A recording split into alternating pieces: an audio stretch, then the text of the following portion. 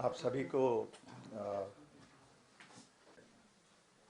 हमने अगस्त महीने में मुलाकात की थी और क्योंकि वर्ष 2023 अब समाप्ति की ओर है, तो ये समय था कि भी एक बार फिर से आप सभी से मुलाकात हो और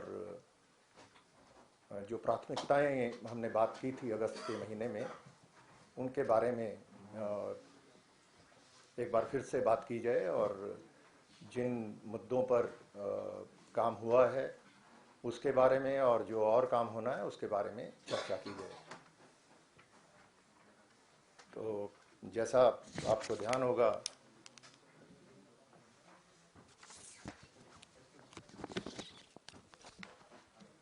हमने सबसे पहले जो बात की थी वो प्रदेश के जो हमारे नागरिक हैं, जो हमारे पुलिस की सेवाओं के लिए पुलिस थानों में या पुलिस विभाग के पास अलग अलग स्तर पर आते हैं और उनकी शिकायतें लेकर के आते हैं, उनकी दूसरी जो सेवाएं हैं उनके लिए आते हैं, तो उनके बारे में संतुष्टि दर के बारे में हमने एक सिस्टम बनाने की बात की थी।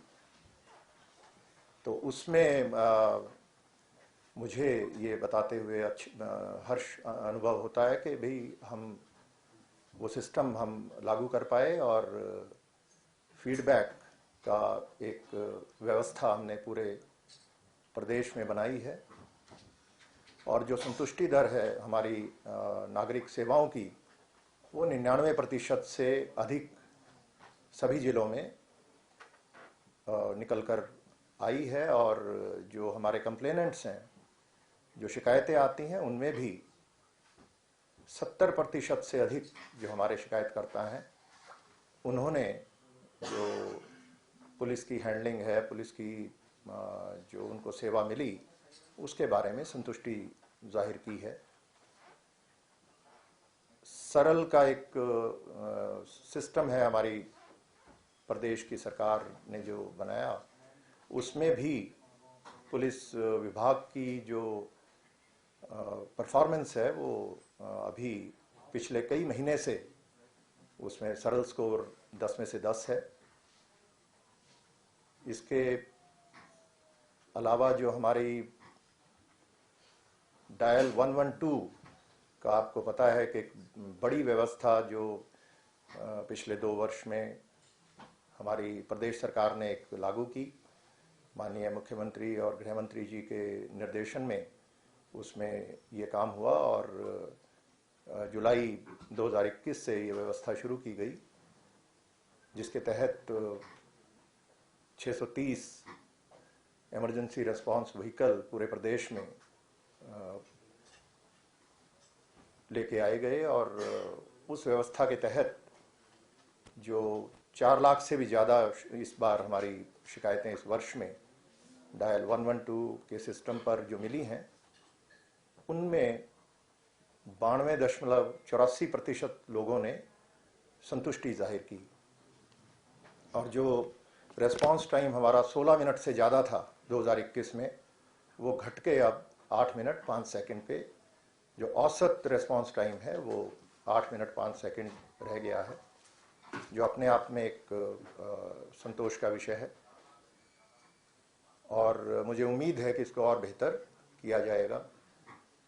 और इसी तरीके से जो हमारी इमरजेंसी रिस्पांस सिस्टम है, उसमें फायर ब्रिगेड को, एम्बुलेंसेस को, और भी जो हमारी हेल्पलाइंस हैं, चाहे डिज़ास्टर मैनेजमेंट की हेल्पलाइन हो, ट्रैफिक की हेल्पलाइन हो, महिला और बाल कल्याण विभाग की हेल्पलाइन हो, या फिर हमारी अपनी पुलिस की जो महिला हेल्पलाइन है, और साइबर क्राइम की जो हेल्पलाइन 1930, ये सभी उसमें जोड़ दी गई हैं। तो इन सभी नंबरों पर जो कॉल आती हैं पूरे प्रदेश में, वो डायल 112 का जो हमारा फैसिलिटी है पंचकुला में, आप सबने देखी है, वहाँ पर लैंड करती हैं और वहीं से उनको इंटीग्रेटेड तरीके से हमारे जो डिस्पैच ऑफिसर्स हैं वो उनको अलग अलग विभागों के जो हमारी गाड़ियां हैं, उनको इमरजेंसी रिस्पांस व्हीकल्स हैं, उनको डिस्पैच किया जाता है और उनको मॉनिटर किया जाता है। और उन सभी ऐसे जो हमारे शिकायतकर्ता हैं या जो भी सेवा के लिए कॉल करते हैं वहाँ पे, उनसे फिर फीडबैक ली जाती है। और 92.84% लोगों ने इस वर्ष में संतुष्टि जाहिर की है, जो अपने आप में एक अच्छा प्रदर्शन मैं मानता हूँ। और जैसा कि मैंने बताया कि थाने चौकियों में आने वाले लोग भी 70% से अधिक उनकी संतुष्टि दर पहुंच गई है। और 99% सत्यापन की जो सेवाएं हैं पुलिस की, उनमें ये सेटिस्फैक्शन रेट आई है। तो ये अपने आप में एक पॉजिटिव, एक अच्छा एक प्रदर्शन दर्शाता है। अगर हम क्राइम की बात करें, अपराध की बात करें, उसमें भी सभी जो हमारे मेजर हेड्स हैं उनमें कमी है।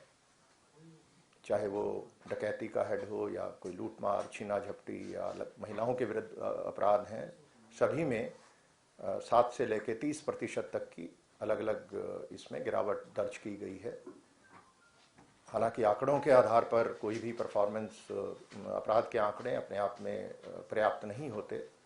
और जैसा कि आप सभी एनसीआरबी की जो क्राइम इन डेटा की किताब है उसके ऊपर आप काफ़ी कवर करते हैं, तो उसी में ये लिखा रहता है कि भाई क्राइम रेट जो आंकड़े हैं वो अपने आप में पर्याप्त नहीं होते और उसके लिए बहुत सारे और चीज़ें हैं जिनको ध्यान में रखकर ही इस पे कोई भी विश्लेषण किया जा सकता है। लेकिन अगर मात्र सिर्फ आंकड़ों की बात करें तो उनमें भी गिरावट दर्ज की गई है, जैसा कि मैंने आपको बताया। एक बड़ा मुद्दा हमने अगस्त में बात की थी महिलाओं के विरुद्ध, जो महिलाओं की सुरक्षा के बारे में, ये एक हमारी बड़ी प्राथमिकता है। तो महिलाओं की इस दिशा में हमने प्रयास किए। और एक प्रयास था कि भी सभी जो हमारे ऑटो रिक्शा हैं, ई रिक्शा हैं और जो पब्लिक ट्रांसपोर्ट में इस्तेमाल होते हैं प्राइवेट वाहन, इनका डेटाबेस बनाया जाए।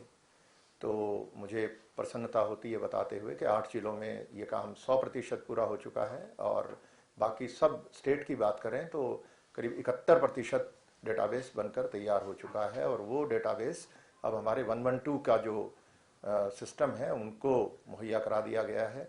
और सभी ऐसे ऑटो जिनको हमने डेटाबेस में डाला है, उनका नंबर, उनके ड्राइवर की फ़ोटो, उनके नाम, मोबाइल नंबर, सभी न केवल डायल 112 के पास हैं बल्कि ऑटो के अंदर भी और बाहर भी उनको स्टिकर के रूप में चिपकाया गया है, ताकि कोई भी यात्री, महिला खास तौर पे, कभी भी असुरक्षित महसूस करे तो उस नंबर से सामने नाम, नंबर है, और जिसको फ़ोटो खींच के अगर व्हाट्सएप पे भी वो भेज दें तो उस पर कार्रवाई तुरंत हो जाती है। क्योंकि हमारी ERV, जैसा मैंने बताया, 8 मिनट के अंदर पहुंचती है और डेटाबेस बनने से ही बहुत बड़ा डेटरेंट बनता है। तो वो एक अच्छा कदम इस वर्ष में एक उपलब्धि रही है।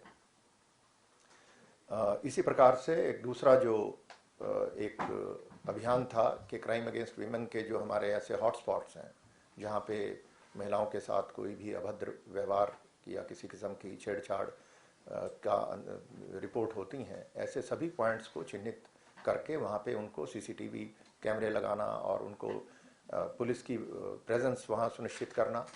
तो ऐसे बड़ी तादाद में सभी जिलों ने अपना काम किया है। और इसको अब नेक्स्ट लेवल पे ले जाने के लिए हमने सभी जिलों में 4-4 महिला पुलिसकर्मियों की एक टीम बनाई।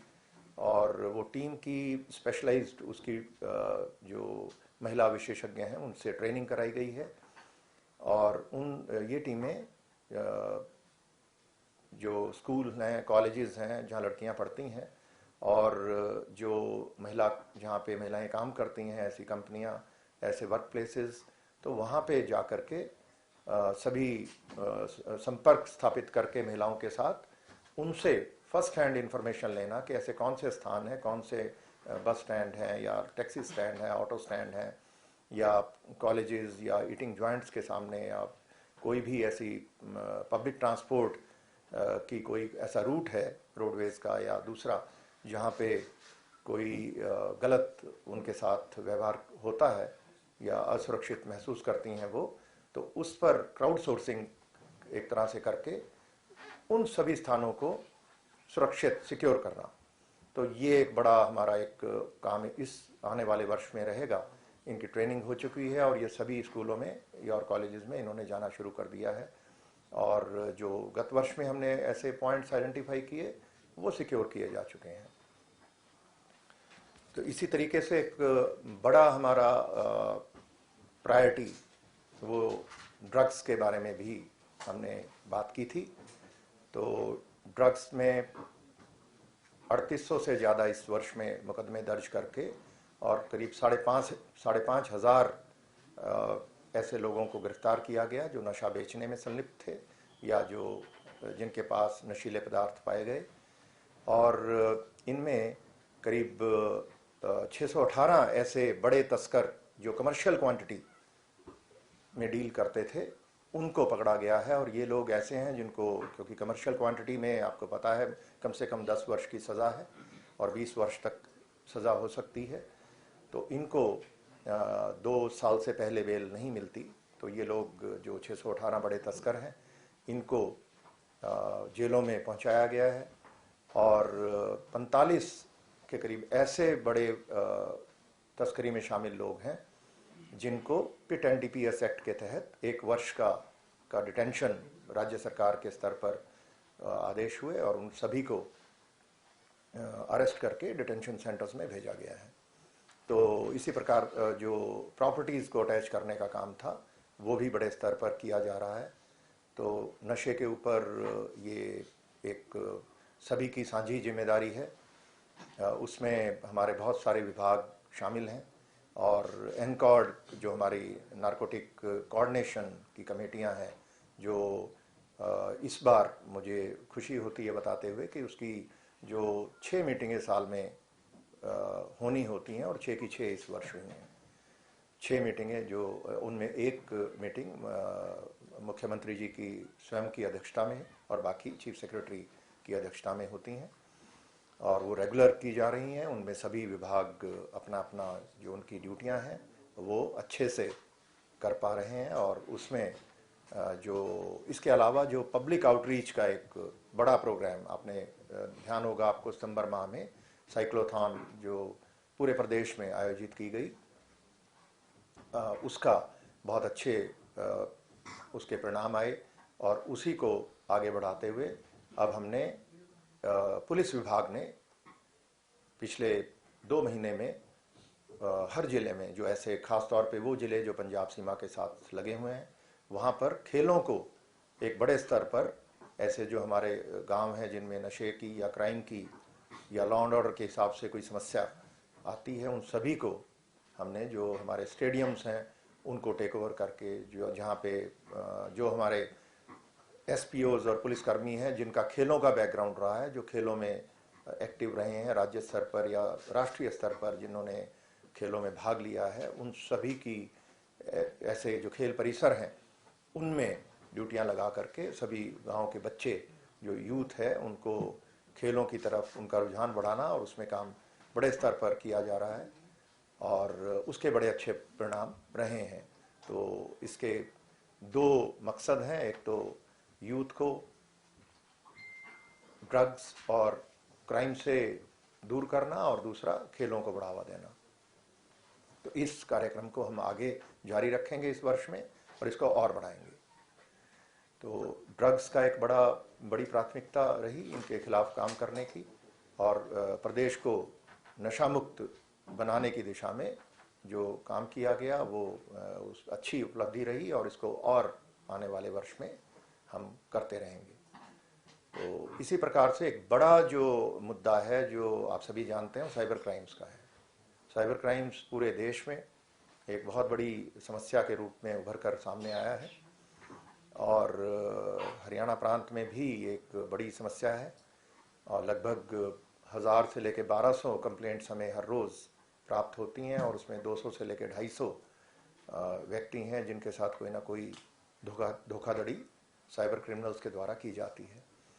तो उसमें बहुत अच्छी संतोषजनक उपलब्धि हमारी रही है हरियाणा पुलिस की और जो कंप्लेंट्स हमें 6 घंटे के अंदर मिल जाती हैं 1930 पर, उसमें 70% तक हम पैसा ब्लॉक करने की उसमें कर पाते हैं। 70% तक पैसा बच जाता है, उसको ब्लॉक कर पाते हैं। हमने बैंकों के साथ काम किया है, आरबीआई के साथ भी हम लगातार टच में हैं, हम फ़ोन कंपनियों के साथ काम कर रहे हैं। और 72 घंटे की अगर बात करें, जो कंप्लेंट्स हमारे पास 72 घंटे में आती हैं, उनमें भी जो ब्लॉकिंग की दर थी, जो पूरे वर्ष में हमारी 10 से 12% रहती थी, वो बढ़कर के सितंबर माह में 17%, अक्टूबर माह में 17% पे आई, 25% नवंबर में रही, और इस महीने में 29% तक हम पैसा ब्लॉक कर पाए। और जैसा मैंने बताया कि अगर वो 6 घंटे के अंदर कंप्लेनेंट हमें फ़ोन करते हैं, जो उनका हम 70% तक कामयाबी मिल जाती है उनका पैसा बचाने में। तो ये एक बड़ी दर है, और बहुत कम राज्य हैं जो इस स्तर पर अभी काम कर पा रहे हैं। तो इसमें मैं आप सभी के माध्यम से ये कहना चाहूँगा कि इसको हम ये, क्योंकि इसमें हम बहुत सारे अवेयरनेस प्रोग्राम्स भी करते हैं। इस वर्ष में ऐसे 3900 से ज़्यादा अवेयरनेस प्रोग्राम्स हमारे जो साइबर पुलिस स्टेशंस हैं और जिलों के जो अधिकारी हैं उन्होंने इस वर्ष में किए हैं, और 21 लाख से ज़्यादा लोगों ने इनमें भाग लिया। लेकिन उसके बावजूद इतनी बड़ी तादाद में ये जो ठगी है ये होती है, तो ये सोशल इंजीनियरिंग के माध्यम से होती है। कोई हैकिंग या कोई ऐसा बहुत एडवांस्ड टेक्नोलॉजी के ज़रिए नहीं होती, मात्र सोशल इंजीनियरिंग, जो झूठ बोल के जैसे ठगी करते रहे हैं सदियों से, वो एक अब टेक्नोलॉजी का इस्तेमाल करके, माध्यम बदला है, चीज़ वही है। तो टेक्नोलॉजी का इस्तेमाल करते हैं और ठगी करते हैं, और लोग ठगे जाते हैं।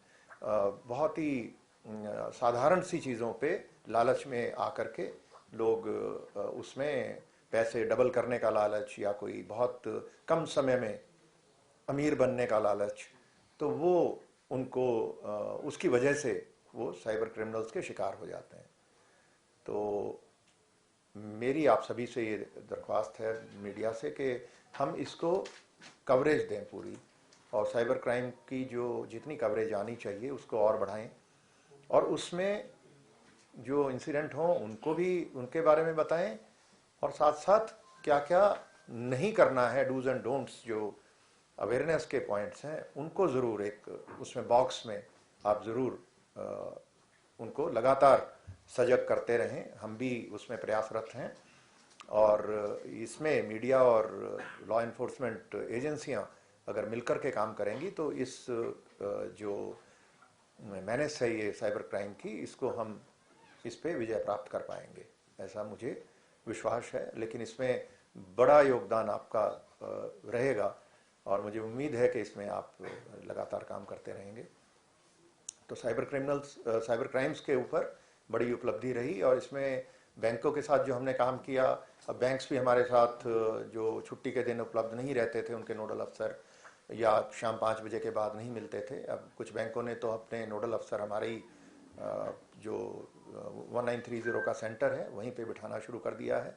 और जो गृह मंत्रालय, केंद्रीय गृह मंत्रालय की जो टीम है, वहाँ भी अब हमारे लोग उसमें भी शामिल होंगे, उनके साथ बात हो गई है, और वहाँ पे भी हमारे लोग बैठेंगे, जहाँ पे बहुत सारे बैंकों के प्रतिनिधि भी बैठते हैं, तो उनको एक ही स्थान पर बैठने का लाभ मिलेगा। और मुझे उम्मीद है कि जो 29% की दर हमने 72 घंटे में जो सूचनाएं मिल जाती हैं, उनमें जो हमने हासिल की, और पिछले 3 महीने में 2.5 गुना से भी ज़्यादा बेहतरी आई, उसको और बेहतर हम कर पाएंगे।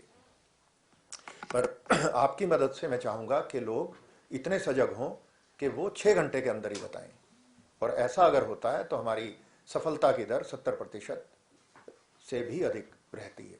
तो एक बड़ा आंकड़ा है, और मुझे उम्मीद है कि जिस राज्य में 70% ऐसा रोक पाने में लोग और पुलिस और सभी मीडिया मिलकर के अचीव कर सकते हैं, तो वहाँ पे फिर साइबर क्रिमिनल्स उस स्टेट को टारगेट करना बंद कर देंगे। तो ये एक प्रिवेंशन भी होगी इससे, तो उसमें आपका बहुत बड़ा रोल है। तो इसी तरीके से हमने कुछ और समस्याएं, जैसा कि आप जानते हैं, लॉ एंड ऑर्डर की समस्याएं आ जाती हैं, लॉ एंड ऑर्डर में कोई एजिटेशन आ जाते हैं, कई बार दंगे फसाद की स्थिति आ जाती है, तो उसको डील करने के लिए इस वर्ष में हमने पिछले 3 महीने में एक बड़ी पहल की और लगभग 85 हमने लॉ एंड ऑर्डर की कंपनियां बनाई हैं। हर जिले में RAF की तर्ज पर ये कंपनियां बना दी गई हैं। इनकी ट्रेनिंग भी रैपिड एक्शन फोर्स जो हमारी CRPF की है उनकी तर्ज पर करा दी गई है। उनको इक्विपमेंट जो हमें एंटी राइट इक्विपमेंट चाहिए वो भी उपलब्ध करा दिया गया है और इनकी लगातार ट्रेनिंग सभी पुलिस लाइंस में चलती रहती है और जो हमारी प्रिपेयर्डनेस है वो पहले के मुकाबले में बहुत बेहतर है। और कोई भी परिस्थिति अगर कभी आती है जिसमें कोई हमें लॉ एंड ऑर्डर की कोई भी खतरा ऐसा आता है तो उसको हम निपटने में पूरी तरह से सक्षम हैं। हरियाणा ये हमारे जो हमने RAF की एकेडमी है मेरठ में, उनके यहाँ अपने लोग भेज के 2 बैचेस में 80 मास्टर ट्रेनर्स को ट्रेन किया और ये मास्टर ट्रेनर्स सभी जिलों से हैं, हरियाणा आर्म्ड पुलिस और इंडिया रिजर्व बटालियंस और हरियाणा पुलिस एकेडमी के उस ट्रेनर्स हैं, इंस्ट्रक्टर्स हैं। और मास्टर ट्रेनर्स की ट्रेनिंग करने के बाद ये वापस अपना आ गए हैं जिलों में और इन्होंने वापस आने के बाद इन कंपनियों की ट्रेनिंग की कमान अपने हाथ में संभाल ली है और ये लगातार ट्रेनिंग करा रहे हैं। इक्विपमेंट का भी पूरा इसमें नई जो परचेजेज होनी थी वो भी हो चुकी हैं और ऑर्डर प्लेस कर दिए गए हैं। धीरे धीरे हमारे जो RAF की स्तर के जो हमारे इक्विपमेंट है, चाहे वो बॉडी प्रोटेक्टर्स हों, हेलमेट्स हों या बाकी जो इक्विपमेंट है वो हों, केन शील्ड और हमारे जो बाकी, तो वो सभी खरीदे जा रहे हैं। कुछ आ चुके हैं और भी अगले 1-1.5 महीने में सारी खरीद की प्रक्रिया पूरी हो जाएगी और वो सब उपलब्ध करा दिया गया है।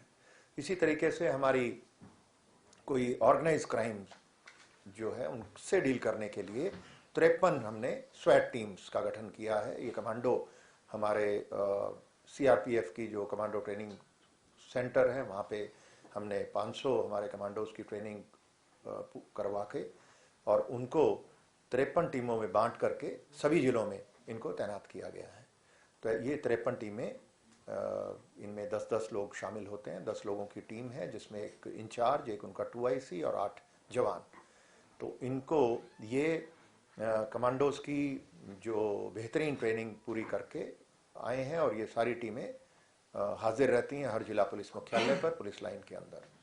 तो ये कोई भी ऐसा ऑर्गेनाइज्ड क्राइम का इंसिडेंट होता है तो जो हमारी क्राइम यूनिट्स हैं इन्वेस्टिगेशन करके जब वो ढूंढ निकालती हैं क्रिमिनल्स को, तो ये जो स्वैट टीम्स हैं ये उनकी मदद से उनको पकड़ने में आसानी होती है। तो ऐसे हमने जो ऑर्गेनाइज क्राइम की अगर बात करें, बड़े जो गैंग्स हैं, तो 30 नवंबर तक हमने 449 ऐसे गैंग्स इस वर्ष में पकड़े हैं और इसमें 350 से भी ज़्यादा मोस्ट वांटेड और जो हमारे इनामी अवार्डेड क्रिमिनल्स हैं उनको पकड़ा गया है और लगभग सभी जो मेन बड़े गैंग हैं उनके जो क्रिमिनल्स हैं वो जेलों में बंद हैं। और इसमें मैं आपसे एक साइबर क्राइम के अलावा जो दूसरी मैं आपसे अपील करूंगा और रिक्वेस्ट करूंगा, जैसा अगस्त में भी हमने बात की थी कि जो ये सीरियस क्राइम्स की जो स्थिति है, अगर साइबर क्राइम्स की बात करें तो बड़ी बड़ी दिक्कत है जैसा मैंने आपको बताया, पर जो हिनस क्राइम है वो उसकी जो प्रिवलेंस है हमारी स्टेट में वो बहुत कम है कंपैरेटिवली। और इसमें जो हमारे इसमें मीडिया का रोल बड़ा रोल आता है। मैं चाहूँगा कि आप उसमें बड़े जो गैंग्स हैं, क्रिमिनल्स हैं, इनकी नाम और इनके जो गैंग्स की इंटरनल वर्किंग है उसकी कवरेज कम से कम बाय नेम ना करें। उससे क्योंकि महिमा मंडन अगर हम कभी भी जाने अनजाने में करते हैं तो वो यंगस्टर्स जो इम्प्रेशनेबल माइंड्स हैं उन पे बहुत बड़ा असर पड़ता है। और जब हम उन क्रिमिनल्स की वो हुडेड पिक्चर्स और बॉलीवुड मूवीज़ की तरह से, क्योंकि वास्तविकता वैसी नहीं होती, वास्तविकता तो आपको पता है, जेलों में जो परिस्थितियां हैं वो जीवन कोई बहुत आसान नहीं होता। और जब ये जेलों में बंद होते हैं तो इनको हार्ड लेबर भी करनी होती है, वहाँ पे सफाई भी करनी होती है, वहाँ पे माली का काम भी करना है, और वो सब कराया जाता है उनसे। तो वो वास्तविकता नहीं आती यंगस्टर्स के सामने। उनको लगता है कि शायद क्राइम करके एक बहुत ही अलग किस्म की ज़िंदगी उनको मिलेगी, ऐसा नहीं है। तो वो चीज़ हम उससे मेरी अपील है सभी मीडिया कर्मियों से कि हम किसी का, गैंग्स का और क्रिमिनल्स का नाम हम ना छापें। हमने नाम छापने, महिमा मंडन करना हम अपने खिलाड़ियों का करें, हम अपने हीरोज़ का करें। ये एंटी हीरोज़ हैं, इन विलन्स हैं सोसाइटी के। तो सोसाइटी के विलन्स को हम वो स्थान ना दें जो हम अपने हीरोज़ को देते हैं। हाईकोर्ट का भी आया उसमें, हाईकोर्ट की तरफ से जी, वो भी अपने तरीके से काम करते हैं, पर क्योंकि हम सब साथ बैठे हुए हैं और आज हम फैसला कर लेंगे, कुछ गलतियां हमारे लोग कर देते हैं। और मैं सभी अपने लोगों को हमेशा ये कहता हूं कि प्रेस नोट में आप नाम मत दीजिए क्रिमिनल्स का। क्रिमिनल्स को हम क्रिमिनल्स की तरह ही ट्रीट करें, उनको हम समाज के हीरो ना बनाएं। तो वो अगर होगा तो ये जो हमारे यंगस्टर्स हैं, जो बहुत सारे ऐसे केसेस हम देखते हैं, और इसके लिए अलग टीमें हमारी काम करती हैं। हमने एक टीम बनाई जो इनके जो प्रोफाइल्स हैं क्रिमिनल्स के, उस पर जो लाइक्स करते हैं ऐसे बच्चे, यंग यूथ है जो जो लाइक करता है, तो उनको, उनके पेरेंट्स को, उनके परिवारों से संपर्क स्थापित करती है ये टीम।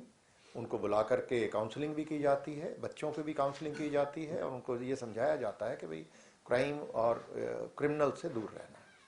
ये हम सबकी कलेक्टिव रिस्पॉन्सिबिलिटी है। तो इसमें मैं आपका सहयोग की मैं दरख्वास्त करूंगा। जी, इसकी हमारी एसटीएफ के अंदर टीम है, और सभी जिलों में भी ये लगातार हमारा प्रयास, जो हमारी क्राइम यूनिट्स हैं वो भी करती रहती हैं, और जो स्पेशल टास्क फोर्स है वो, उनकी एक अलग टीम इस पे काम करती है। और लगातार वो ऐसे बच्चों का, ऐसे यूथ का, उनको ढूंढते रहते हैं सोशल मीडिया की स्कैनिंग करके, जो किसी भी तरीके से क्राइम की तरफ झुकाव जिनका उनकी पोस्ट के माध्यम से पता चलता है, तो उससे संपर्क, परिवारों से संपर्क करते हैं और उनको डिस्करेज करते हैं कि वो कोई ऐसा गलत कदम ना उठाएं।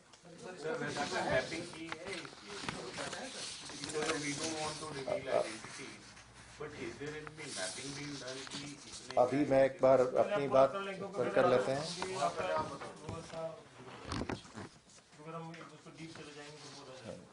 महिला सुरक्षाओं के बारे में एक जो अच्छी पहल रही और जिसका अब धीरे धीरे इस्तेमाल भी होना शुरू हुआ है, वो है कि ट्रिप मॉनिटरिंग।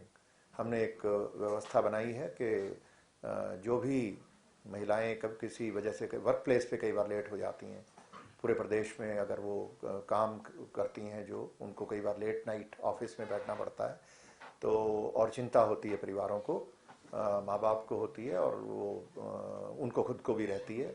और ऑटोज़ में बैठते हुए उबर, ओला, बाकी जो हमारी ऐसी कंपनियां हैं, उनकी सेवाएं जब वो लेती हैं तो एक कई बार वो चिंतित रहती हैं। तो उस चीज़ से निपटने के लिए एक ट्रिप मॉनिटरिंग की फैसिलिटी हमने रखी है कि जो महिलाएं हमारे 112 पे उनकी ऐप डाउनलोड करती हैं, दुर्गा शक्ति ऐप डाउनलोड करती हैं, और या वैसे भी वो ट्रिप मॉनिटरिंग की का लाभ उठाना चाहती हैं, तो वो कॉल करके 112 पे अपना एक बहुत सरल सा लिंक उनको भेज देते हैं, जिसपे वो रजिस्टर कर पाती हैं, और जो भी उनकी जर्नी का स्टार्ट टाइम है वो बताती हैं। तो फिर उसके बाद से समय समय पर, कुछ अंतराल के बाद उनको कॉल करके हमारे 112 से उनका कुशल क्षेम पूछा जाता है, और ट्रिप खत्म होने के बाद फिर से कॉल करके पूछा जाता है कि उस सकुशल अपने गंतव्य पर पहुंच गई हैं या नहीं। और जैसा मैंने बताया कि हमारी किसी भी ऐसी दिक्कत की सूरत में हमारी ईआरवीज हैं, जो हम जो देख ही रहे हैं कि 8 मिनट के अंदर पहुंचती हैं। तो वो एक सुविधा है जो महिलाओं के लिए हमने इस वर्ष में अभी शुरू की है, और मुझे उम्मीद है कि उसको हम सभी मिलकर के पब्लिसाइज कर पाएंगे। और मैं चाहूँगा कि ज़्यादा से ज़्यादा महिलाएं इसका लाभ उठाएं।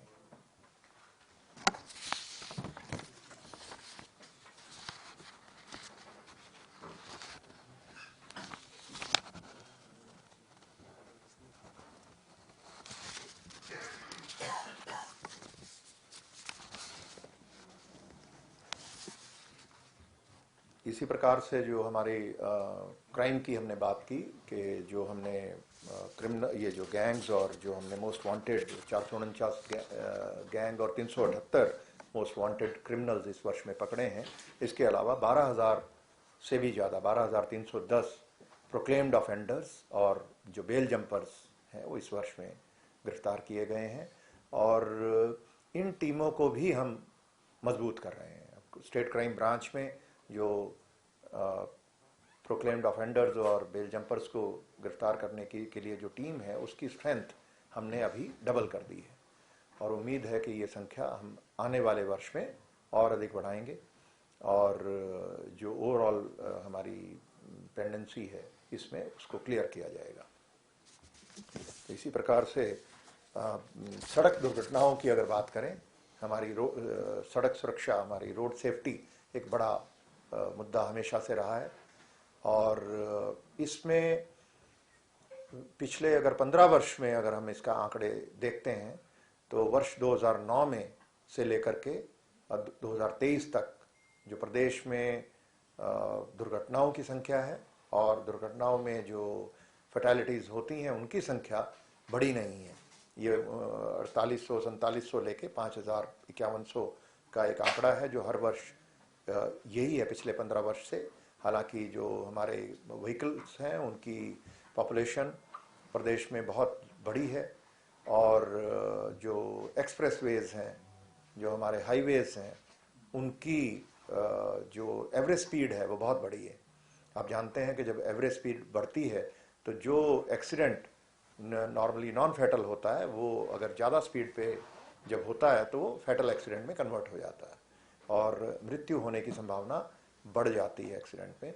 लेकिन ये सभी जो हमारी एजेंसियां हैं और पुलिस का ख़ास तौर पे उसमें जो काम रहा है, जो एनफोर्समेंट का काम और जो हमारी रोड ओनिंग और कंट्रोलिंग डिपार्टमेंट्स हैं, चाहे वो national highway authority of India हो या हमारा स्टेट पीडब्ल्यूडी डिपार्टमेंट हो, स्टेट ट्रांसपोर्ट डिपार्टमेंट हो, ये सभी की मिलीजुली ये कोशिश से ये संख्या बढ़ नहीं पाई है। हालांकि हमारा राष्ट्रीय जो लक्ष्य है वो वर्ष 2030 में इन दुर्घटनाओं में 50% तक कमी लाने का है और लेकिन पिछले 15 वर्ष में जो इसकी दर को बढ़ने से रोकना भी अपने आप में एक उपलब्धि है।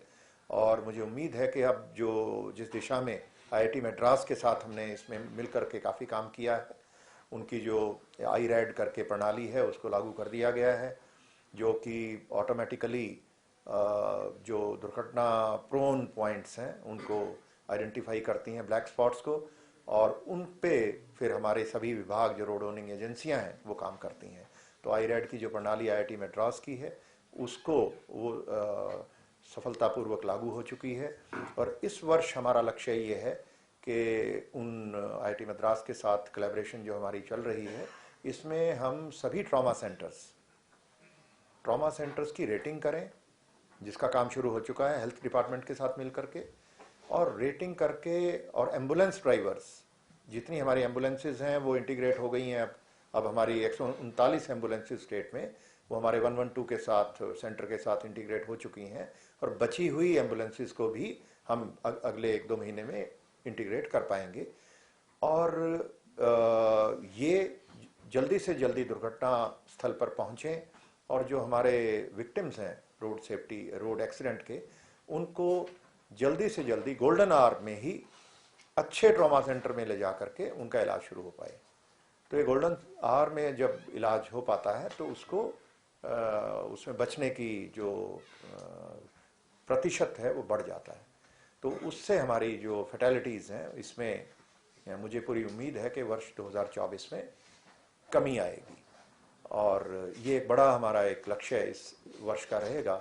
इसके साथ साथ हमने एक और प्रस्ताव बनाया है और उसमें हमारे स्टेट गवर्नमेंट को हमने भेजा है और हेल्थ डिपार्टमेंट और होम डिपार्टमेंट और हमारे गृह मंत्री जी हेल्थ मिनिस्टर भी हैं, तो उसका हमें बड़ा लाभ मिलता है और उसमें 48 घंटे में, पहले 48 घंटे में मुफ्त इलाज मिल सके रोड एक्सीडेंट विक्टिम्स को, उसकी व्यवस्था करने के बारे में हमने प्रस्ताव भेजा है और मुझे उम्मीद है इसमें सभी की सहमति है और ये भी हो पाएगा। और ये होने से हमारा जो एम्बुलेंसेज हैं वो न केवल सरकारी अस्पताल में बल्कि प्राइवेट हॉस्पिटल्स में भी, जो अच्छे हॉस्पिटल हैं, सीधा वहाँ पे रोड एक्सीडेंट विक्टिम्स को ले जा पाएंगी। तो उससे हमारी जो उनकी सर्वाइवल की जो दर है वो बेहतर हो पाएगी और हमारी जो ओवरऑल डेथ्स हैं रोड एक्सीडेंट्स में वो कम हो पाएंगी। तो ये रोड एक्सीडेंट का एक बड़ा विषय हमेशा से रहा है, तो उसमें उसके बारे में बात थी। और इसी तरीके से कुछ हमारे पुलिस के जो हमारे पुलिसकर्मी हैं उनके लिए जो वेलफेयर का भी एक बड़ा हमारा एक प्रायोरिटी रही है। और इस फ्रंट पर अगर बात करें तो हमने सभी पुलिस स्टेशंस, पुलिस पोस्ट्स और जो हमारी पुलिस लाइंस हैं वहाँ पे बेहतर व्यवस्थाएं, चाहे वो उनकी मरम्मत की बात हो या उनमें किचन और डाइनिंग की जो फैसिलिटीज़ हैं उनको इम्प्रूव करने की बात हो, या हमारे जो रेस्ट रूम्स हैं और बैरक्स हैं उनमें बेहतरी करने की बात हो, तो उस पर काफ़ी काम इस समय में हम कर पाए। और वो एक ऑनगोइंग वर्क है जो अभी चल रहा है और बहुत सारी व्यवस्थाएं की जा चुकी हैं और बेहतर उसको किया जाएगा। इसके लिए फंड्स भी स्टेट गवर्नमेंट ने मुहैया कराए हैं और वो आगे आने वाले समय में भी और फंड्स भी इस बारे में मुहैया कराए जाएंगे। तो एक ये था। और दूसरा, जो कुछ पुलिसकर्मी किसी वजह से अगर वो सब्सटेंस एब्यूज़ का शिकार हो गए, कोई एल्कोहलिक हो गया या कोई और किसी नशे का शिकार है, तो ऐसे सभी पुलिसकर्मियों को हमने इस चिन्हित करके उनका मेडिकल कॉलेजेस के साथ टाई अप करके वो इलाज हमने करवाया है और कुछ अभी भी उसमें चल रहा है कुछ का। और इनकी मॉनिटरिंग भी हम करते हैं कि कहीं रिलैप्स ना कर जाए कोई। तो अपने जो पुलिसकर्मी उनकी जो मेंटल हेल्थ और उनको नशे से दूर करना, तो ये भी एक बड़ी प्राथमिकता रही, उसमें अच्छी सफलता मिली है। और जो हमारे पुलिसकर्मी हैं उनके बच्चों की स्किल डेवलपमेंट पे भी हमने काम किया, उनकी ट्रेनिंग और उनके लिए जॉब्स का, तो उस पर भी काम चल रहा है। हमारा वेलफेयर विंग लगातार इस पे काम करता है और ये एक बड़ी प्राथमिकता के रूप में हमने इस वर्ष में लिया है। तो इसी तरीके से एक घोषणा माननीय मुख्यमंत्री जी ने की कि हम सभी पुलिस लाइंस के अंदर जो हमारे पुलिस पब्लिक स्कूल्स हैं, ऐसे प्रत्येक ज़िले में हमारे स्कूल हैं जो पुलिसकर्मियों के बच्चों के लिए हैं, और इनमें ई लाइब्रेरी की स्थापना के बारे में उन्होंने कहा। तो उस पर भी सोनीपत में एक बहुत ही उत्तम, मैं कहूँगा बहुत ही अच्छी फैसिलिटी ई लाइब्रेरी वो शुरू हो चुकी है और 6 जिलों में और एडवांस स्टेज पे उस पर काम चल रहा है और बाकी सब जिलों में भी इस पे ई लाइब्रेरी की व्यवस्था इसी वर्ष में कर ली जाएगी। इसी तरीके से क्रैश हमारी, क्योंकि महिला कर्मियों की संख्या बढ़ रही है और वो 10% से भी ज़्यादा हैं आज की तारीख में, तो उनके जिनके छोटे बच्चे हैं तो उनके लिए महिला और बाल विकास विभाग के साथ, बाल कल्याण विभाग के साथ मिलकर के हमारे लोगों ने, हमारे अधिकारियों ने इसमें क्रैश की स्थापना का काम शुरू किया है और कई जिलों में ये फंक्शनल हो गई हैं और बाकी जिलों में भी इनकी व्यवस्था की जा रही है। तो क्रैश का एक बड़ा एक ये पहल रही। तो ये सब मैंने बताया कि जो हमने अगस्त महीने में जब हम मिले थे और प्राथमिकताएं हमने अपनी कुछ निर्धारित की थी और बात की थी, उसके बारे में लगभग सभी पर काम हुआ है और इसको और बेहतर अगले साल में किया जाएगा। और जो 2 स्पेसिफिक अपील मैं फिर दोहराना चाहूँगा जो आपसे मैंने की, एक तो साइबर क्राइम के बारे में हम सब ने मिलकर के हरियाणा की जनता को और बल्कि बाहर भी प्रदेश देश की जनता को अवेयर करना है। और ये हमने देखा कि जब तक वो सोशल इंजीनियरिंग के माध्यम से ही ये क्राइम होते हैं, उनको मूर्ख बना करके ठगने का काम जो ये क्रिमिनल्स करते हैं, बस थोड़ा सा अगर वो सजग रहेंगे कि किसी भी लिंक को, किसी भी अनजाने नंबर से अगर फ़ोन आता है और वो कोई फ्री में कोई चीज़ देना चाहता है तो वो ज़रूर कोई ना कोई अपराधी होगा, ये मान करके हमारे लोगों को चलना चाहिए। और इसमें पढ़े लिखे लोग ज़्यादा शिकार होते हैं, ये बड़ी बात है। कुछ ऐसे भी इंस्टांस आए जिनमें जर्नलिस्ट भी शिकार हुए हैं, आपको शायद पता होगा। तो उसमें और जो हर रोज़ ही एक क्राइम की खबरें छापते हैं और वो भी शिकार हो जाते हैं, पुलिसकर्मी भी शिकार हो जाते हैं। तो वो चीज़ हमें बहुत मिल कर के इस पे काम करना होगा। और दूसरा जो गैंगस्टर्स और गैंग्स की समस्या है, जिस पे मैंने आपसे अपील की है, दरख्वास्त की है कि इसको हम किसी भी कीमत पर इनके नाम हम ना छापें, फ़ोटो ना छापें। तो इनको हमने वो ऑक्सीजन का काम करती है क्राइम को। क्राइम की समस्या बड़ी नहीं है, ये जो ऑर्गेनाइज क्राइम है ये बहुत ही कम है, साइबर क्राइम के कंपैरिजन में तो कहीं भी नहीं आता ये।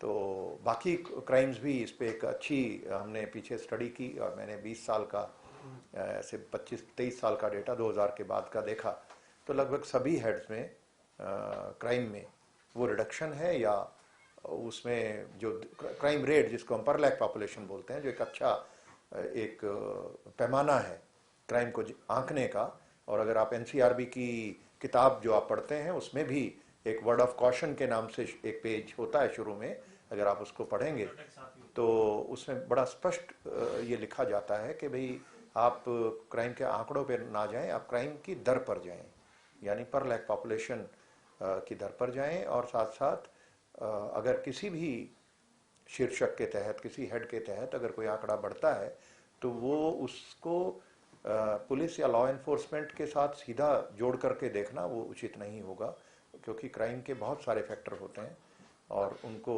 वो बहुत सारे अलग अलग कॉम्प्लिकेटेड जटिल ये फैक्टर्स हैं जिनकी वजह से वो होता है। तो उसको भी ध्यान में रखकर ही हम अपना आकलन करें और कम से कम इंडिविजुअल इंस्टांसेस पे उस पे अपना व्यू पॉइंट नहीं बनाना चाहिए। और अगर आप 10 साल या 20 साल का आंकड़ा लेंगे तो उससे एक अच्छा एक व्यू पॉइंट बनता है। तो उसके बारे में मैं चाहूँगा कि आप उसको उस पे ध्यान दें।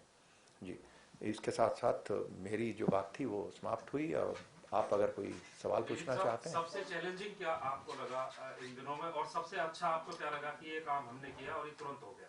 तो ये जैसा मैंने बताया कि जितनी भी प्राथमिकताएं थी सभी पे हमने काम किया और उसमें अलग अलग डिग्री की सफलता रही है। सफलता सभी में मिली और कुछ ऐसे काम थे जो केवल पुलिस को करने थे, जैसे लॉ एंड ऑर्डर कंपनियां बनाना है या स्वैट टीम्स बनाना, वो 100% हमने हासिल किया उसमें, क्योंकि और किसी और पर डिपेंडेंस नहीं है।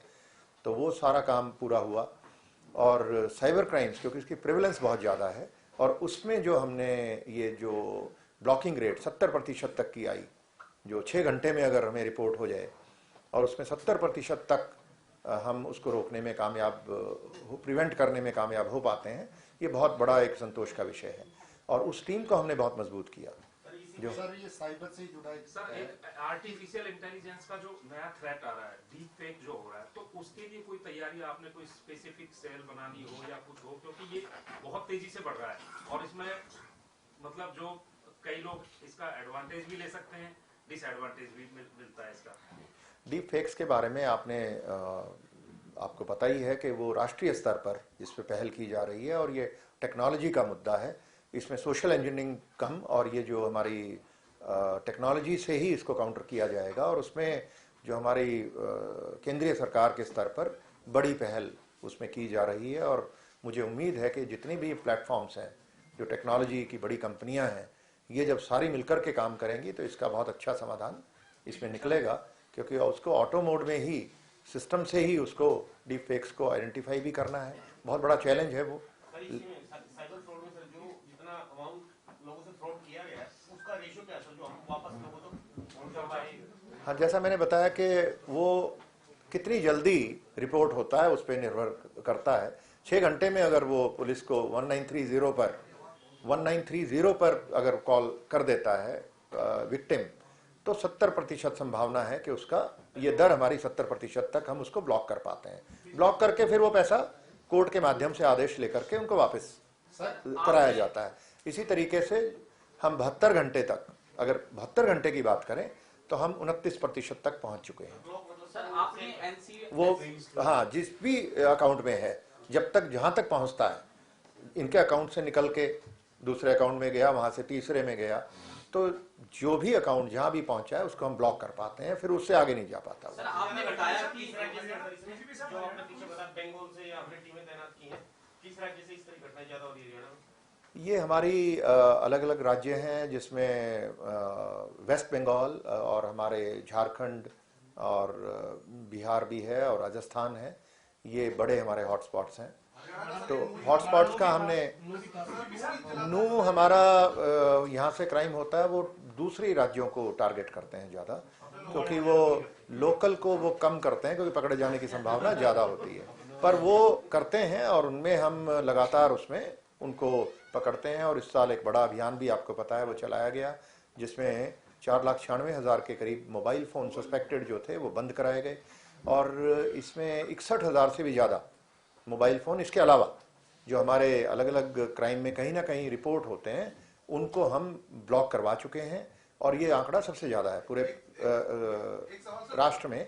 मैं आपको इस बारे में कुछ और भी बताना चाहूँगा कि हम बैंकों के साथ साथ मोबाइल फ़ोन कंपनियों के साथ भी काम कर रहे हैं, और एक बड़ी कंपनी के साथ हमारा एक बहुत क्लोज कोऑर्डिनेशन में एक प्रोजेक्ट हम चला रहे हैं, जिसमें क्राइम होने से पहले ऐसे सिम्स को हम आइडेंटिफाई कर पाएँ।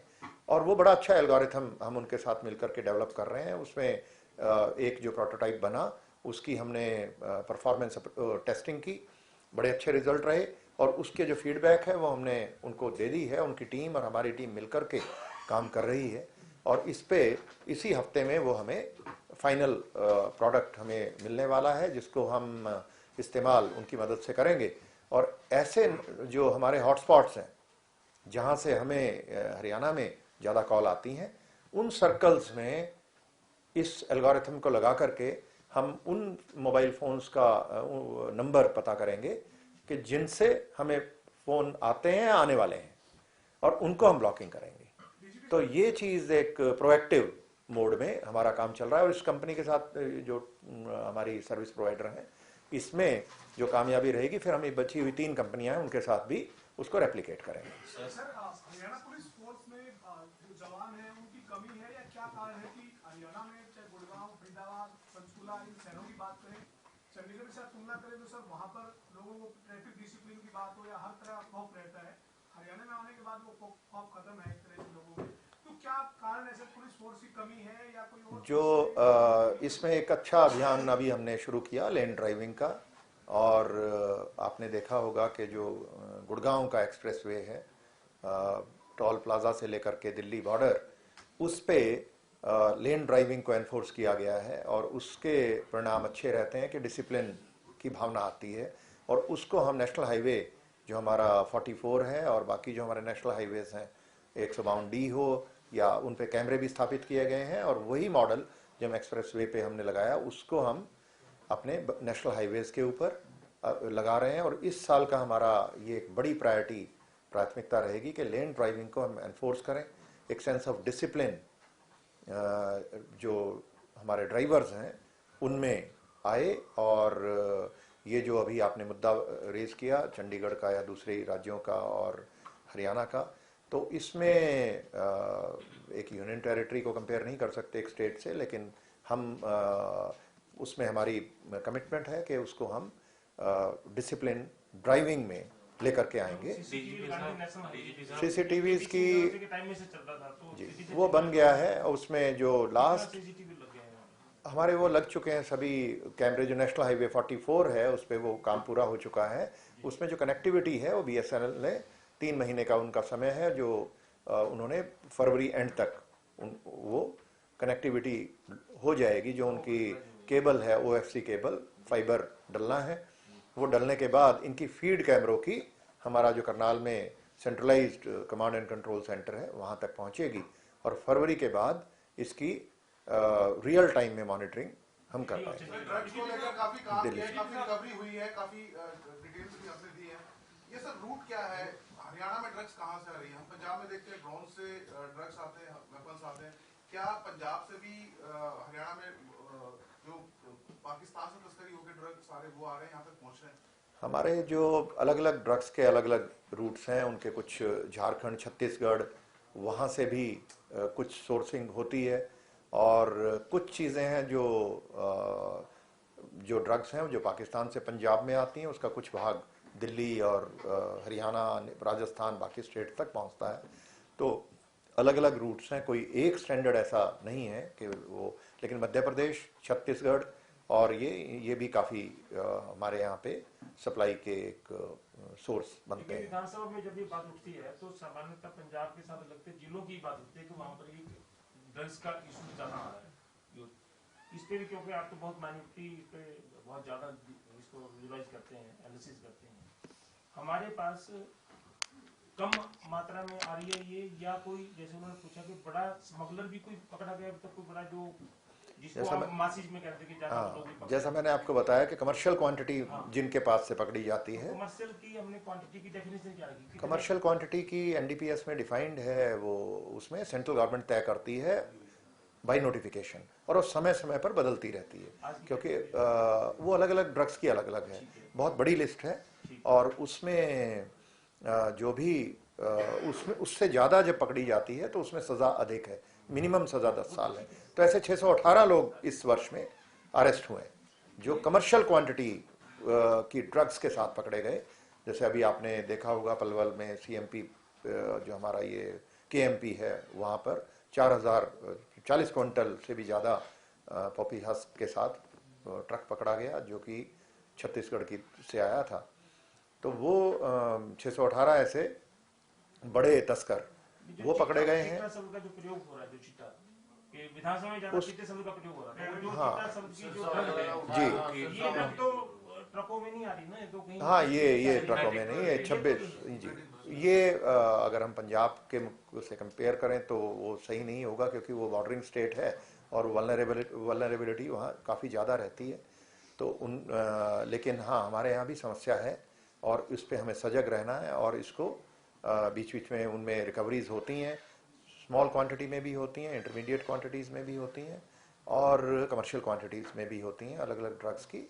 और लेकिन अगर कंपेयर करें, हेरोइन की अगर बात करें या कोकेन की या स्मैक की बात करें, तो वो पंजाब के मुकाबले काफ़ी कम रहती है हरियाणा में, लेकिन हमें उस पर सजग रहना है। और वो हम सिर्फ आंकड़ों पे नहीं जा सकते, हमने सप्लाई साइड पे भी और डिमांड साइड दोनों तरफ इस पे काम करना है। और हमने एक जो हमारा ग्राम प्रहरी का एक व्यवस्था हमने पिछले वर्ष शुरू की गई थी, उसको इसमें डबटेल किया है। उसमें ग्राम प्रहरियों का एक मेजर ड्यूटी वो है ड्रग पैडलर्स को आइडेंटिफाई करना, और ड्रग एडिक्ट जो किसी वजह से हो गए उनको भी आइडेंटिफाई करना, ताकि उनका इलाज हम करवा पाएँ। और जो हमारे हेल्थ डिपार्टमेंट है, हमारे डी एडिक्शन सेंटर्स हैं सरकारी और गैर सरकारी, इनकी मदद से, और जो स्टेट एक्शन प्लान है, आप जानते हैं कि ड्रग्स के बारे में स्टेट एक्शन प्लान है हरियाणा सरकार की, जिसमें बहुत सारे जो संबंधित महकमे हैं वो उसमें इन्वॉल्व हैं। और डी एडिक्शन का काम वो हमारे हेल्थ विभाग और जो दूसरे डिपार्टमेंट्स हैं, डी एडिक्शन सेंटर जो चलाते हैं, उनकी जिम्मेदारी है। पर उन तक उनको सजग भी करना और उन तक पहुंचाना, हमने डी एडिक्ट्स की संख्या उनको देना, मोटिवेट करके वहां तक लेके जाना, ये सारे काम हम उसमें शुरू किए गए हैं। ग्राम प्रहरी का जो आपका प्रोजेक्ट है, तो काफी साल पहले से शुरू किया गया था। ये अब तक कितने ग्राम प्रहरी नियुक्त किए गए और कितने ऐसे किए आपने? ये जनवरी 2023 से शुरू हुआ, और इसमें करीब 6900 से ज़्यादा हमारे पुलिसकर्मी हैं जो ग्राम प्रहरी या वार्ड प्रहरी के रूप में कार्यरत हैं। और इसमें अभी हमने जो स्पोर्ट्स का एक बड़ी पहल की है, उसमें स्पोर्ट्स के लिए जो हमारे पुलिसकर्मी या चाहे स्पेशल पुलिस ऑफिसर्स हों या फिर हमारे होमगार्ड के जवान हों, जिनकी खेलों की बैकग्राउंड है, जो स्पोर्ट्स पर्सन रहे हैं या हैं, उन सबको भी इसी स्कीम में एक अतिरिक्त सहायक ग्राम प्रहरी के रूप में नियुक्त किया गया है। फतेहाबाद और सिरसा डिस्ट्रिक्ट ऐसे हैं जो कि राजस्थान और पंजाब के बॉर्डर को टच करते हैं। शुरू से जहाज आया, एक वर्ड इस्तेमाल किया जाता है जब वहां पे खेप आती है नशे की, आज भी वो प्रॉपर चल रहा है। कई लोगों ने पक्के बंकर बना रखे हैं नीचे, जिसमें वो ड्रग्स की वो अपना चूरा पोस्ट और ये सारा वो करते हैं। तो उस बारे में क्या स्पेशल अभियान चलाया गया? जो आपने अभी बताया कि इस बारे में कोई भी अगर आपकी स्पेसिफिक जानकारी जैसा आप बता रहे हैं अगर ऐसी है तो आप जरूर हमसे शेयर करें। सर, जब श्रीकांत जाधव एसपी थे तब उन्होंने स्पेशल अभियान चलाए थे, बड़ी मात्रा में ये पकड़ा था। तो श्रीकांत यादव एडिशनल डीजीपी हैं अभी और वो हिसार रेंज के, और वो सब एसपीज और एडीजी हमारे, उनका लगातार अभियान चलता रहता है। और जो डबवाली और पुलिस जिला बना है आप जानते हैं, और सिरसा जिला, इन दोनों को हमने प्राथमिकता के आधार पर लिया है कि इनको हम मैक्सिमम स्तर तक इनको नशा मुक्त करें। तो उस पे लगातार हमारा कार्य चल रहा है। ये करीब 250 हमारे गांव ऐसे हो चुके हैं। इनमें सब जगह जो हमारे खेल परिसर हैं जो बन चुके हैं खेलों के, उनका हम उनको इस्तेमाल में लेके आना, जहाँ खेल विभाग ने बनाए हैं। नहीं, वो खेल विभाग के भी कोचेज हैं और हमारे जो, हाँ आप बताएंगे तो जरूर आएगा। कौन इसमें कोई रेगुलेट करने वाला नहीं है। एंटी करप्शन ब्यूरो में जब आपका नाम सामने आता है, चाहे कर्मचारी हो या अधिकारी, सपने में भी उनकी नींद जो है वो उड़ जाती है। और आपने चाहे छोटी मछली हो या बड़ी मछली, सब पर अंकुश लगाया, लेकिन जब कोर्ट के अंदर मामला जाता है तो ऐसा लगता है कहीं कागज पक्का करने में कमी रह गई, वो जल्दी से राहत लेकर के वापस आ जाते हैं सर अधिकारी कर्मचारी। इस पर क्या आप कहना चाहेंगे?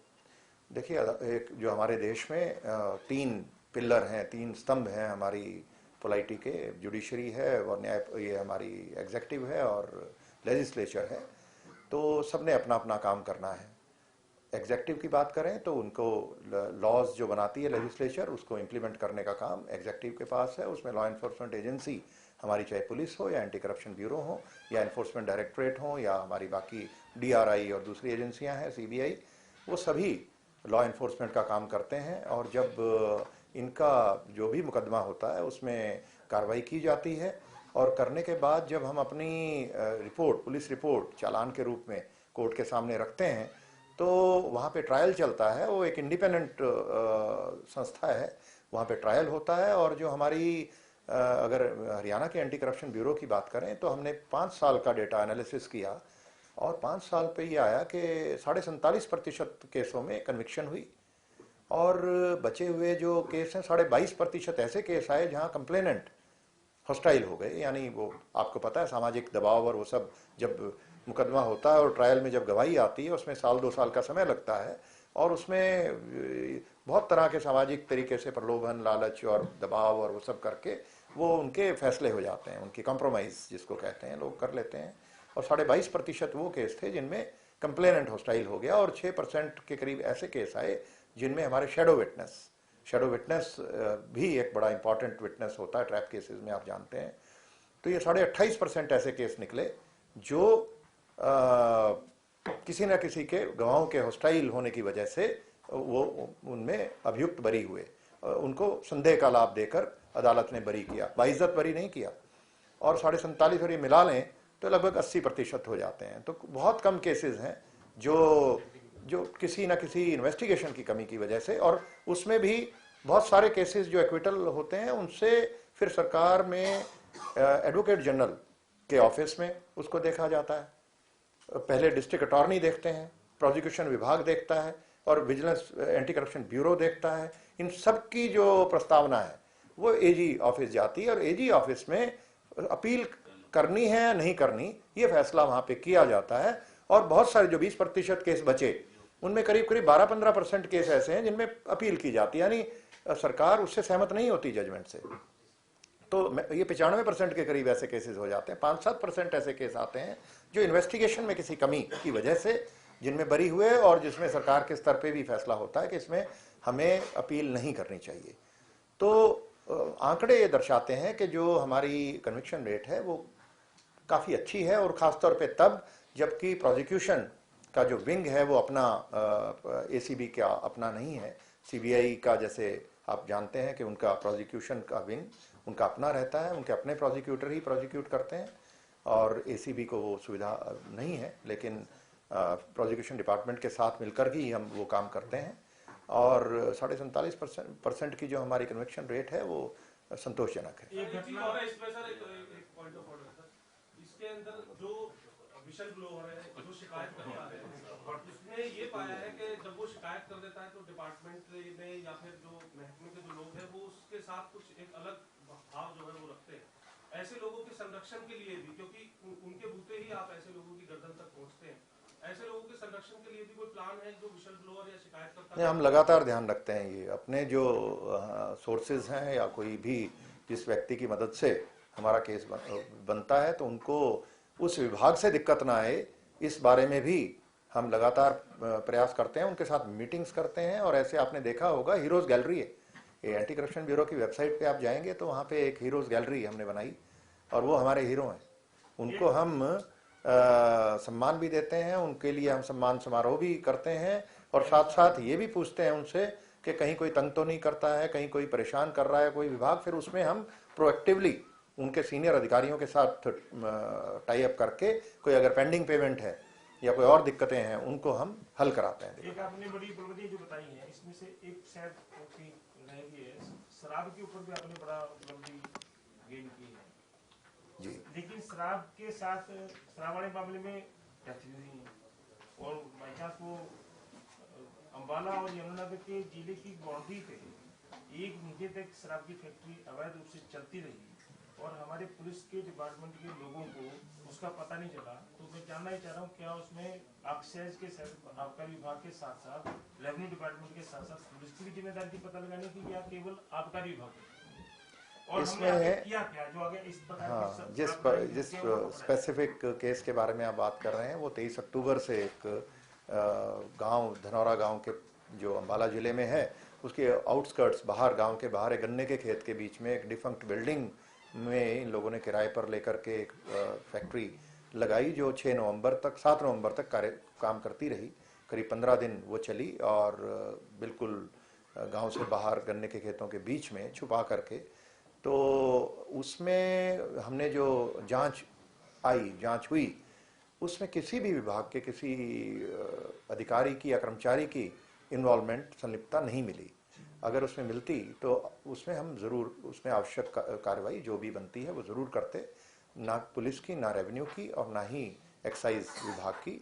हाँ, जो हमारे ठेकेदार थे जिन्होंने लाइसेंस लिया हुआ था यमुनानगर जिले में, उनकी संलिप्तता आई और उनके ठेके से ये जो नकली शराब बनाई गई वहाँ से बिक नहीं पाई गई।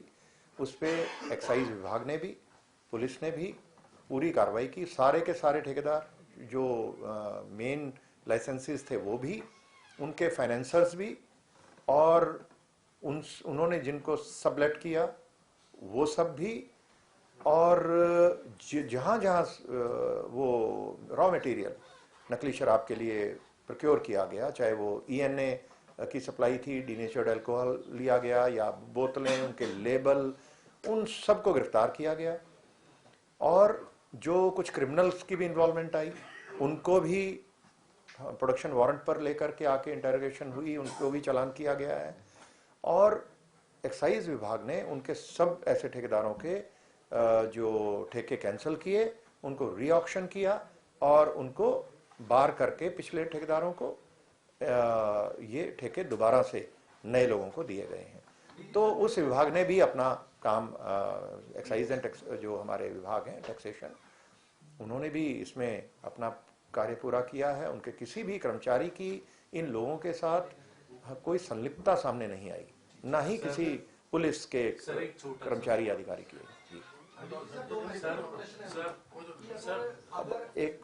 इसको छोड़ दिया जाए तो इतिहास पर गौर करें तो ये देखा गया है कि जिला स्तर, राष्ट्रीय स्तर के खिलाड़ी और पुलिसकर्मियों के बच्चे, भले ही वो पुलिसकर्मी सेवारत हो, सेवानिवृत्त हो, ये अपराध में जरूर शामिल रहे हैं। वो जिला वाइज भी रहे हैं और पूरे प्रदेश में अगर गौर करें, अभी भी जो जेलों में बंद है उनकी कहीं ना कहीं पृष्ठभूमि जो है या तो खिलाड़ी के रूप में रही है या फिर वो पुलिस परिवारों से कनेक्ट रहे हैं। तो इसके क्या कारण है और भविष्य में ऐसा ना हो इसके लिए क्या उपाय किए गए हैं? मैं आपसे सहमत नहीं हूँ। हमें साइकोलॉजी में पहला चैप्टर ये पढ़ाया जाता है कि नेवर इंडल्ज इन स्टीरियोटाइपिंग। वो स्टीरियोटाइप्स बन जाते हैं, जैसे कि महिलाएं कमज़ोर होती हैं या अमुक जाति के लोग लालची हैं या कोई बहुत बड़ा बहादुर होते हैं या कोई वीक होते हैं, किसी धर्म के लोग ऐसे होते हैं, उस धर्म के लोग वैसे होते हैं, इस जेंडर, इस तरीके की जो डिस्टिंक्शंस हैं ये हमारे मन की उपज है, इसमें हम ना पड़े। ये अगर आप जो बात कर रहे हैं वो इसलिए कर रहे हैं कि आप वो लिंक देखना चाहते हैं और वो देख रहे हैं। वो बच्चे जो अपराधी हैं, इसका एक सही तरीका ये होगा कि आप रैंडमली 100 अपराधी चुने और उनकी बैकग्राउंड देखें। आपने ऐसा नहीं किया, आपने वो अखबारों की कटिंग पढ़ ली जो जिसमें ये लिखा गया कि ये एक्स फला व्यक्ति का बच्चा है। कोई भी माँ बाप अपने बच्चे को क्राइम की तरफ नहीं भेजना चाहते, ये हम सब जानते हैं। और ख़ास तौर पे हिंदुस्तान में जो हमारी कल्चर है वो क्राइम को प्रमोट नहीं करती। हमारे यहाँ क्राइम कम है, ये हमें समझना होगा कि हमारे यहाँ जो सेफ्टी है, अगर आप किसी भी विकसित देश में जाएं, अगर हम अमेरिका, और सबसे ज़्यादा क्यू लगती है वीज़ा लेने की अमेरिका और कनाडा की। आप अगर आज की तारीख में मुझे कल ही एक परिवार, जो हिंदुस्तानी परिवार जो कैलिफोर्निया से आया, उन्होंने बताया कि जी बड़े शोरूम में भी जब हम गए तो उन्होंने लैपटॉप पे हमें चीज़ें दिखाई। सामान नहीं रखते, अब वो लैपटॉप पे दिखाते हैं, आप सेलेक्ट करो तो वो एक चीज़ वो लेके आएगा स्टोर से, क्योंकि वहाँ पे व्यवस्था ऐसी हो गई कि $1500 से नीचे तो पुलिस आती ही नहीं, तो लोग शोरूम्स में आते हैं और उसको उठा करके ले जाते हैं। तो उसको आप ये उससे कंपेयर करें तो हमारे यहाँ तो 5000 रुपए की चोरी पे आप प्रदेश के गृह मंत्री और मुख्यमंत्री को जाके मिल सकते हो कि साहब ये चोरी हो गई। हमारा हेल्थ सिस्टम में आप देखिए कि अगर आप कितने भी बीमार हैं, अगर आप अमेरिका में हैं, कनाडा में हैं, यूके में हैं, तो आपको डॉक्टर और अस्पताल की सुविधा नहीं है। हमारे यहाँ गरीब से गरीब आदमी, हमारा सिविल हॉस्पिटल जो पंचकुला का है, आप जानते हैं, मैं तो हमेशा वहीं जाता हूँ, आप भी वहीं जाते होंगे, और बहुत अच्छा इलाज, बहुत अच्छे डॉक्टर्स, और सभी सरकारी अस्पताल हमारे पूरे देश में जो व्यवस्था है, एक किसी को अपॉइंटमेंट लेने की आवश्यकता नहीं है। जाके 10 रुपए की पर्ची कटाई और 2 घंटे के अंदर अंदर आप किसी ना किसी विशेषज्ञ डॉक्टर से मिल सकते हैं, बात कर सकते हैं, और उसको जितने उलाने देना चाहो दे सकते हैं। आप अमेरिका में ये सुविधा नहीं है, आपको डॉक्टर से मुलाकात नहीं होगी, आपकी मुलाकात मात्र नर्स से, वो भी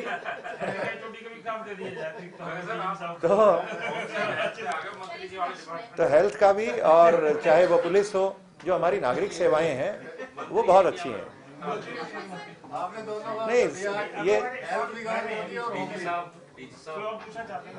जी जी एक सवाल था, फर्जी ट्रैवल एजेंट्स, उसको लेकर क्या कुछ ये एक जी बहुत सारी एक हमारी SIT है, और मेरे साथ सुभाष कविराज साहब बैठे हैं, ये SIT के अध्यक्ष हैं, जो हमारी फ्रांस से 300, इसमें हरियाणा के कितने हैं? क्या आपने स्पेसिफिक उनसे कोई किसी तरह की इन्वेस्टिगेशन करी है? जी अभी उसके बारे में जो मैं चाहूँगा सुभाष आप बताएंगे उनको। अभी इस साल में हमने कई गुना इस पे काम हुआ जो गत वर्षों के मुकाबले, और बड़े स्तर पर उन्होंने, इनकी SIT ने ये जो धोखाधड़ी होती है विदेश भेजने के नाम पे, ऐसे लोगों को पकड़ा है, और इस पे एक एक्ट भी प्रस्तावित किया है जिसको सरकार ने उसको माना है और उसको उन्होंने अप्रूव किया है, और वो एक्ट भी आने वाला है जिसमें ट्रैवल एजेंट्स को रजिस्ट्रेशन का प्रावधान होगा, और ऐसे सभी जो ट्रैवल एजेंसियां हैं उनको रेगुलेट किया जाएगा। तो सुभाष आप संख्या बताना चाहोगे? ये जो नई SIT माननीय गृह मंत्री जी ने बनाई थी, उसके बाद अब तक हम लोगों ने इस पर 17/4/2023 के बाद 646 मुकदमे दर्ज किए हैं, और आज तक जो है 521 लोगों को अब तक गिरफ्तार किया जा चुका है, और करीब 3 करोड़ की जो है रिकवरी हो चुकी है। और इसमें लगातार हम लोग केसेस दर्ज कर रहे हैं जब भी कोई कंप्लेंट्स आती है, और साथ में जो इसमें पुराने लोग हैं उनकी हम लोग हिस्ट्री शीट भी खोल रहे हैं, और जो लोग विदेशों में भाग गए हैं उनके वारंट्स लेकर हम लोग उनका पासपोर्ट रिवोक कराकर उनको वापस लाने की भी प्रक्रिया चल रही है। कितने के विदेश भागे हैं? विदेश जो भागे हैं वो हर बार जो है अलग अलग केसेस के हिसाब से आते हैं। अभी तक हम लोगों ने अराउंड 43 के करीब रिक्वेस्ट भेजी है रिवोक कराने के। सर ये जो फ्रांस से अभी एक फ्लाइट आई है, हाँ, उसमें हरियाणा के कितने लोग थे? जी इसमें जो है, हाँ इसमें टोटल जो है फ्लाइट के बारे में जब हम लोगों ने पता किया है, तो इसमें हम लोगों ने रिक्वेस्ट भेजी है जॉइंट सेक्रेटरी OIA को, वहां से जब सारे के पासपोर्ट नंबर आ जाएंगे उसमें एड्रेस के थ्रू से जो है हम लोग को वेरीफाई होगा, उसमें जो है 3-4 दिनों का समय लगेगा। एक सवाल था मेरा कि जो अभी पार्लियामेंट में अमेंडमेंट हुई है, कानून कुछ खत्म हुए हैं, कुछ नए आए हैं, इसको लेके स्टेट में कोई ट्रेनिंग करेंगे, क्या करेंगे, कैसे करेंगे? ये बड़ा महत्वपूर्ण विषय है। आप जानते हैं कि हमारी केंद्रीय सरकार नए 3 कानून लेकर के आई है और वो अभी लागू कुछ महीनों में होने वाले हैं और यूनियन टेरिटरीज में पहले प्रस्तावित है, लेकिन इस पे हमने काम शुरू कर दिया है। हमने 3 अलग अलग ग्रुप बना दिए हैं और तीनों ही बड़े कानून, इन तीनों पे हम अपना ट्रेनिंग मटेरियल, वो हमारा टारगेट है हम 31 दिसंबर तक अगले इसी हफ्ते में तैयार कर देंगे। और हमने ये प्रस्तावना की है कि जैसे ही इसकी हमें डेट आएगी कब से लागू होंगे, उससे पहले हम अपने सभी पुलिस स्टेशंस में जितने इन्वेस्टिगेटिंग ऑफिसर्स हैं उनको न केवल उनकी ट्रेनिंग करा दें बल्कि साथ साथ सभी को एक रेडी रेकनर उपलब्ध कराएं जिसमें पुराना सेक्शन और नया सेक्शन वो सारा एक्ट वाइज उपलब्ध उनके पास रहेगा। और क्योंकि एक बहुत बड़ा परिवर्तन है और उसके लिए हमें लगातार उस पर ध्यान देते रहना होगा, तो मास्टर ट्रेनर्स की भी हम उसमें व्यवस्था करने जा रहे हैं। तो ये एक हमारा पब्लिशर से भी टाई अप हो गया और वो 1 जनवरी को ही वो हमें तीनों बड़े कानूनों की न केवल बेयर एक्ट बल्कि साथ में कमेंट्री भी और जो इम्पोर्टेंट फीचर्स हैं नए उन बदलाव के, वो उसके साथ वो बुक्स भी उपलब्ध कराएंगे। ग्रुप जो बने हैं सर, ये ग्रुप और मास्टर ट्रेनर हैं, कैसे किस तरह से काम करेंगे स्टेट में? ये ग्रुप्स तो अभी स्टडी मटेरियल तैयार करने के लिए हरियाणा पुलिस एकेडमी जो हमारी मधुबन में है, जो पूरे प्रदेश में पुलिसकर्मियों की ट्रेनिंग को देखती है, और उसके साथ हमारा एक भौंडसी में ट्रेनिंग सेंटर है बड़ा और एक सुनारिया रोहतक के पास है। तो ये तीनों ही मिलकर के ये बनाएंगे तीनों एक्ट्स पे, आईपीसी, सीआरपीसी और जो हमारे एविडेंस एक्ट में जो चेंजेस हुए हैं उस पे ये स्टडी मटेरियल, रेडी रैकनर बनाना, और उसके बाद एचपीए मास्टर ट्रेनर तैयार करेगी जो हर जिले में सब थाने के इन्वेस्टिगेटिंग ऑफिसर्स के साथ मिलकर के इसको आगे बढ़ाएंगे। कर्मचारी है सर, जो जॉब नेचर है सर, उसके हिसाब से यहाँ से कई बार सर जो स्ट्रेस का इशू रहता है सर, तो what are the exact steps are being taken to get them in comfort zone in terms of जो काउंसलिंग है सर, उसके लिए क्या-क्या स्टेप्स हम कर रहे हैं सर? स्ट्रेस के बहुत सारे कारण होते हैं और उसमें कुछ कारण हैं जो इंटरनल हैं, जो विभाग के स्तर पर उनको डील किया जा सकता है, जैसे कि उनको वीकली ऑफ देना और उनको समय पर जब छुट्टी चाहिए तो छुट्टी देना। तो इन चीज़ों पे हमारी जो पॉलिसी है बहुत स्पष्ट है कि छुट्टी मना नहीं करनी है और वीकली रेस्ट भी देना है। कुछ अधिकारी का उनका अपना अपना हर व्यक्ति का अलग नज़रिया रहता है, कुछ इस बारे में लिबरल होते हैं, कुछ कम लिबरल होते हैं। तो यहाँ से जब भी मीटिंगें होती हैं और उसमें मेरी अपनी तरफ से भी और हमारे पुलिस हेडक्वार्टर की तरफ से भी हमेशा यही हिदायत होती है कि इसमें लिबरल हमें रहना चाहिए और जो भी जायज़ दिक्कतें हैं उनको हम हल करें। बच्चों की सेटलमेंट के बारे में अक्सर ये स्ट्रेस का कारण बनता है, तो उस पर भी हम लगातार काम कर रहे हैं। हमारा वेलफेयर विंग और जो लोग हैं हमारे ऐसे जिनको जो चिंतित हैं किसी वजह से उनके बच्चे अगर नौकरी नहीं मिल पा रही है और स्किलिंग की प्रॉब्लम है, तो वो हम वेलफेयर फंड से अपने उनमें हमने फंड सैंक्शन किए हैं।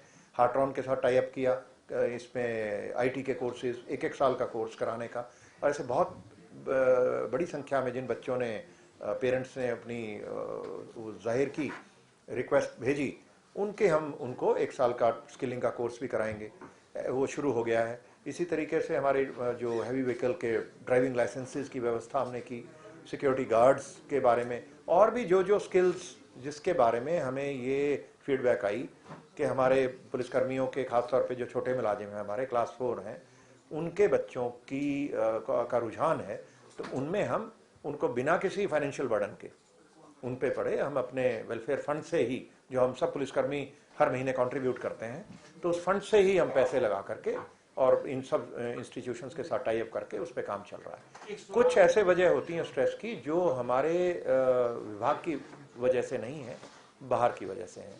उनमें जो इन्वेस्टिगेटिंग ऑफिसर्स हैं उनको कई बार अदालतों से कुछ ऐसे आदेश आ जाते हैं जिनमें उनको स्ट्रेस बन जाता है, जो नहीं होने वाले हैं। अल्कोहलिक का तो मैंने आपको बताया कि उस पर हमने जितने भी ऐसे लोग हमारे पास उनका इलाज हम करा रहे हैं, और हम इलाज मेडिकल कॉलेजेस से करा रहे हैं, कोई छोटे हॉस्पिटल में नहीं लेके जा रहे हैं। सर एक मेरी छोटा सा जी, मेरी एक आप सबसे एक रिक्वेस्ट है कि वो 1 बजे चंडीगढ़ मीटिंग है और मैं पहले ही लेट हो गया। जी।